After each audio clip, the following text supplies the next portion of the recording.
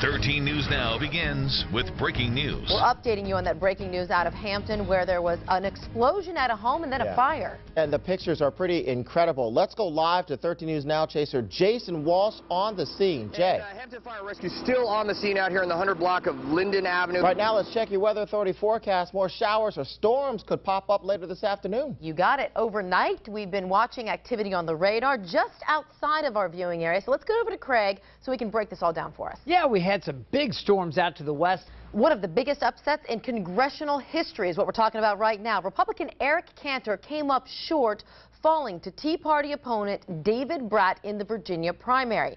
There could be a lot on the line with this shakeup. 13 News Now reporter Philip Townsend is in the newsroom to explain.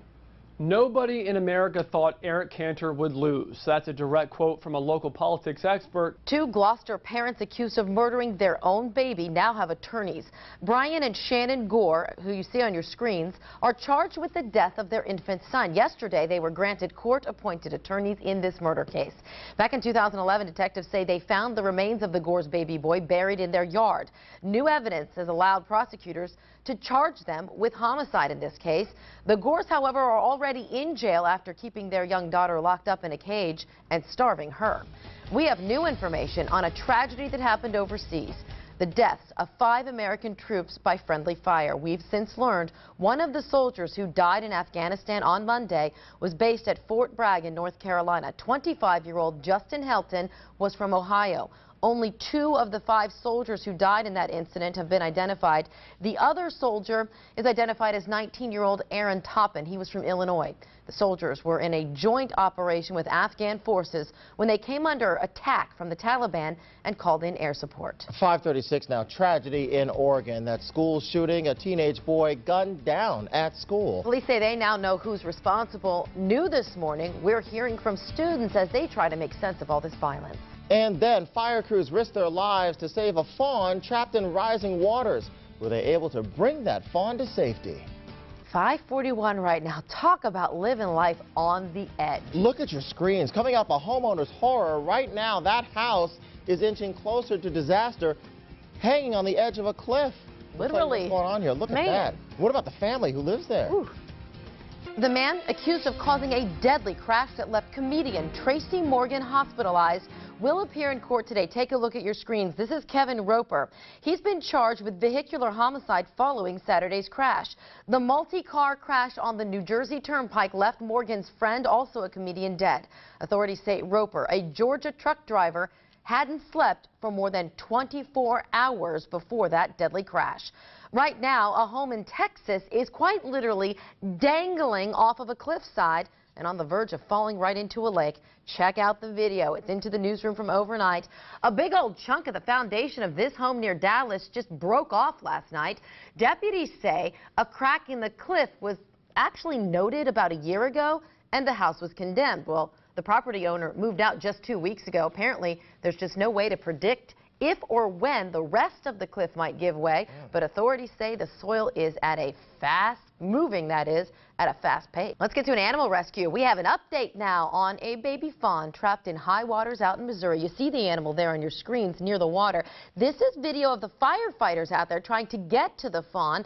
They weren't able to because it scampered off yesterday morning, but we've since learned the animal was eventually rescued yesterday and is recovering at a nature center in Kansas City this morning. A lot of kids will be cheering on Friday. Yeah, last full day, I believe, in Chesapeake today, half day tomorrow, I know, at least for my kids, and they're looking forward to getting it. And that's why you'll be off the next 2 days. I do. I've got a couple of days to help transition the kids in. Look at the sunrise right now, live down at the ocean front. Get excited because you will soon see a local Navy JAG officer on Jeopardy, which, as you know, airs right here on ABC 13 on weeknights. Lieutenant Commander Paige Ormiston serves as Deputy Judge Advocate General for Naval Air Force Atlantic. Well, she taped her segment of Jeopardy in Culver City, California back in February. Now, because of confidentiality agreements, she cannot talk about how the show turns out until it airs next week. But Paige did say she sure had a blast. I had a great time. I really enjoyed the experience. And for those of you out there who think that you know a lot of useless information, start the tryout process. You never know, it could be you. That's some great advice. Yeah, it sure is. Paige's big moment on Jeopardy will air on Tuesday, June 17th. And as you know, Jeopardy airs at 7:30 weeknights right here on ABC 13. It's 5:53 now. It's the breaking news we've been following all morning. An explosion, then a fire in a garage. We're live at the scene coming up. Then a rude homecoming for the NBA Finals. The San Antonio Spurs go to Miami and take down the Heat as the finals move to Miami. We're going to show you how they cooled off LeBron and company next. And then a miracle in Massachusetts. Twin brothers born 24 days apart. When we come back, how a risky surgery saved their lives. Those stories and more ahead in news that's trending now. Trending now, a lot of people are buzzing about the NBA Finals. Now, you can watch the games right here on ABC 13. Yeah, the finals moved to Miami last night, and the San Antonio Spurs were hot. The Spurs set an NBA Finals record for best shooting percentage. They made 75.8% of their shots in the first half. The Heat tried to battle back in the second half, but couldn't pull it off. San Antonio wins 111-92. The Spurs now lead the series 2-1. Game 4 is tomorrow night at 9 right here on ABC 13. Jennifer Lopez, J-Lo, Jenny from the Block, she will perform at the World Cup after all. This week, Lopez backed out of performing during the opening ceremonies, but now her performance is back on. Her representative says Lopez always wanted to perform but had to work out some scheduling problems. Lopez, Pitbull, and Brazil's Claudia Leite will perform their hit We Are One in the opening ceremony tomorrow. And remember, WVEC.com is your headquarters for World Cup coverage. We have a featured section right on our homepage for you. Halle Berry, she has to pay up big time. A Los Angeles court ordered the actress to pay ex-boyfriend Gabriel Aubry $16,000 a month in child support. Berry also has to shell out $300,000 for Aubry's attorney's fees and $115,000 in retroactive child support payments.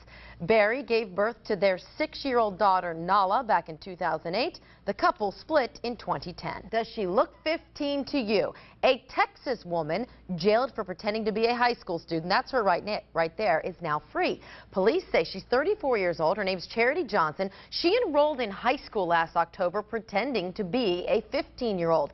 7 months later, police discovered her real age and charged her with failure to identify. She was released yesterday after almost a month behind bars. Now listen to this. Johnson says she's not a bad person. She was for herself. That's a good first step. We'll leave that one alone. Yeah. A big political shocker here in Virginia is making big headlines right now. And it is our top story for you on Daybreak at 6 a.m. 13 News Now begins with breaking news. And before we get to that big story, we are following breaking news right now out of Hampton. A fire and possible explosion on Linden Avenue. It happened around 3:30 this morning. So let's get right to 13 News Chaser Jason Walsh live on the scene with the latest. And Hampton Fire Rescue still on the scene here in the 100 block of Linden Avenue. We'll keep following that situation on air and online on WVEC.com. But right now, we need to focus on your forecast. Yeah, Craig, you're tracking a chance for storms today. How bad could it be? Well, we're going to look for some strong storms across northern Virginia. The second most powerful Republican in the House ousted in the Virginia primary. Eric Cantor fell to Tea Party Republican David Bratt in one of the biggest upsets in congressional history.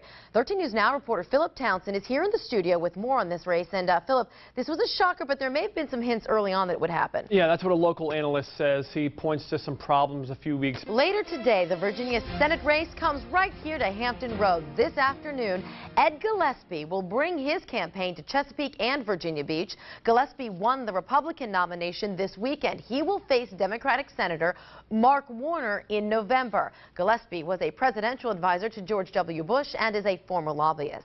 All right, tricked, then held captive, and for a long time, a woman held hostage in a North Carolina warehouse. Lured from another country. What ended up happening to her was horrible. We'll explain. Plus, apparently the tickler had come in, tickled him, and before my friend could catch him or anything or do whatever.